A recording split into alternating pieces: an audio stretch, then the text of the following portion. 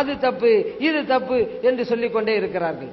அதே போல பாருங்க, நபி கௌசுல் ஆலம் ரலியல்லாஹு அன்ஹு அவங்கள்ட்ட ஒரு நபர் வந்து சொல்றாரு, என்னுடைய மகன் 15 மாசமா காய்ச்சலா இருக்கிறான், அவனுக்கு அது வியாதி போகவே இல்லை, அவனுக்கு போகணும், நீங்க ஏதாவது செய்யுங்க.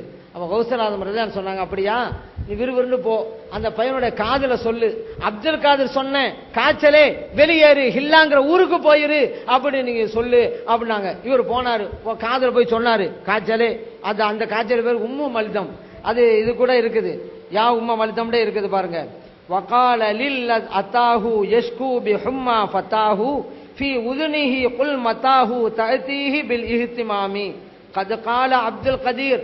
அப்துல் கதீர் சொன்னாங்க, அப்துல் காதிர் முஹிதீன் அப்துல் காதிர் ஜீலானி ரலியல்லாஹு சொன்னாங்க, யா உம்ம மல்தம் என்ற காய்ச்சலே சீரி நீ சென்று விடு, லி ஹில்லா, ஹில்லா என்கிற ஊருக்கு சென்று விடு என்று சொல்லுங்க அப்படின்னாங்க. இவர் போய் சொன்னார்ல, அந்த காய்ச்சல் போச்சு. ஏங்க ஹில்லாவில் ராஃபிதாக்கள் இருந்தாங்க, அங்க போச்சுங்க. இந்த மேட்ரு சொல்லப்பட்டிருக்கு. இந்த வஹாபிகள்லாம் இந்த நிகழ்ச்சி சுட்டி காட்டி, அது எப்படி ஒரு காய்ச்சலை பார்த்து நீ இந்த ஊருக்கு போன்னு எப்படி சொல்ல முடியும் என்று கேட்கிறாங்க. ஏன் கேட்கிறாங்க? ஹதீஸ படிக்காதனால.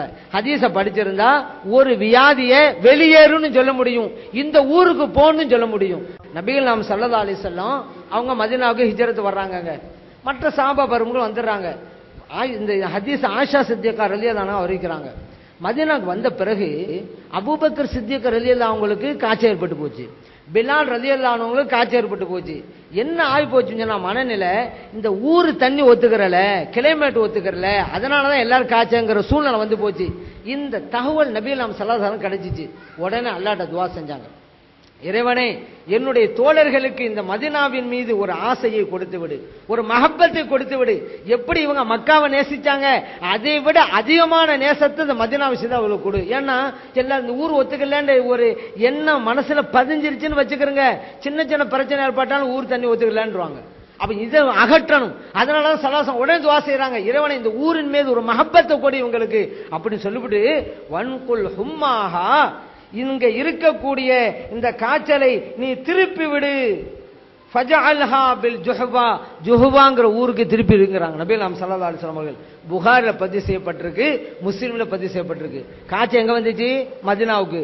நபி நாம் ஸல்லல்லாஹு அலைஹி வஸல்லம் சொல்றாங்க, இறைவனே இந்த மதீனாவுடைய காய்ச்சலை ஜுஹ்வாங்கிற ஊருக்கு கொண்டு போ அப்படிங்கிறாங்க. போயிருச்சு, அங்க போயிருச்சு.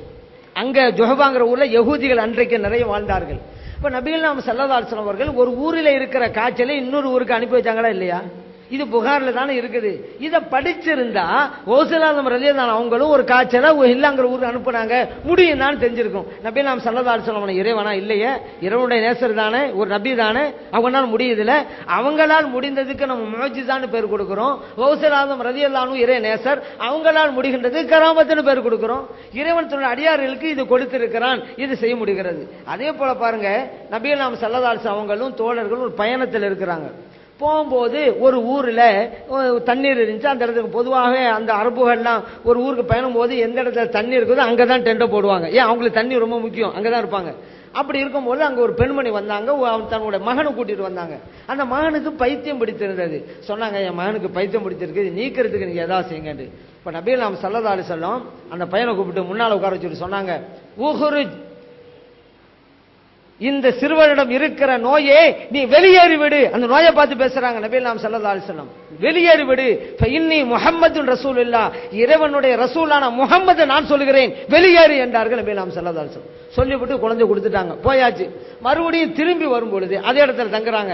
அந்த பெண்மணியை கூப்பிட்டு அந்த பையனுடைய நிலை என்னன்னாங்க, இப்ப அந்த பையன் நன்றாக இருக்கிறான், அழகா இருக்கிறான், பைத்தியம் எல்லாம் தெரிந்து விட்டது என்று அந்த பெண்மணியார் சொன்னார்கள். ஷரஹு சுன்னா ஹதீஸ் கிதாபுல இது பதிவு செய்யப்பட்டிருக்கு. பாத்தீங்களா, ஒரு நோயை பார்த்து வெளியேறு சலாசம் அன்னைக்கு சொன்னாங்க, அது மோஜிசா. கௌசுல் ஆலம் ரலியல்லாஹு இன்னைக்கு சொல்றாங்க, நான் முஹிதீன் சொல்கிறேன் வெளியேறு, அது கராமத்து. இது ஒன்றும் ஹதீஸில் இருக்கிறது தானே, இல்லாதது